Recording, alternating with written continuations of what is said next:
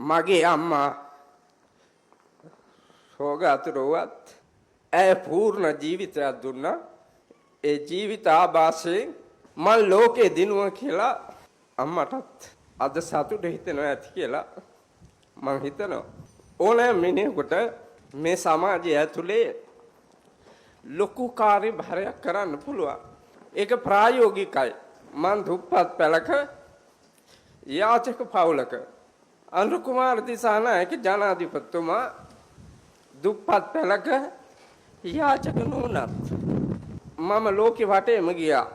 ජනාධිපතිතුමා මේ ශ්‍රී ලංකා ප්‍රජාතාන්ත්‍රික සමාජවාදී ජනරාදී ජනාධිපතිතුමා උත්සාහය නම් මේ ලංකාව ලස්සන පින්වන්ත මතු මානව පරම්පරාවකට දුකක් නොවන සමාජයක් නිර්මාණය කරලා තියෙන එක.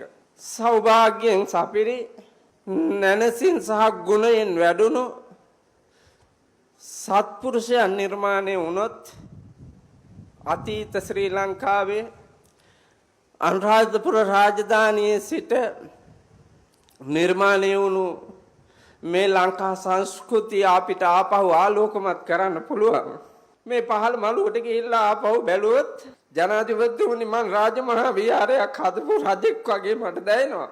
අනුබුදු මිනිස්වා මහරහතන් වහන්සේ කර්මාන්තයන් 64ක් 18 කට්ටුවක මිනිස්සු ගෙනල්ලා නිර්මාණය කළා. ඒ නිර්මිත ශ්‍රී ලංකාවේ කන්ද නැහැ කියනවා නම් අඳින්න නැහැ කියනවා නම් ජීවත් වෙන්න විදිහක් නැහැ කියනවා නම් ඒක පාපයක්. ඒකේ යැලෙන්නේ නැතුව මේක ගොඩනගන්න මාන්සි ගන්න.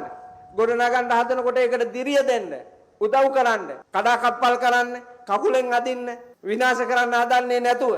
මෙව් වැටෙන්න වලක් නැතුව අන්තිම වලට වැටුණාට පස්සේ හරි ඔබතුමාගේ වටිනාකම දැකලා ඔබතුමා රජකම දීලා තියෙනවා.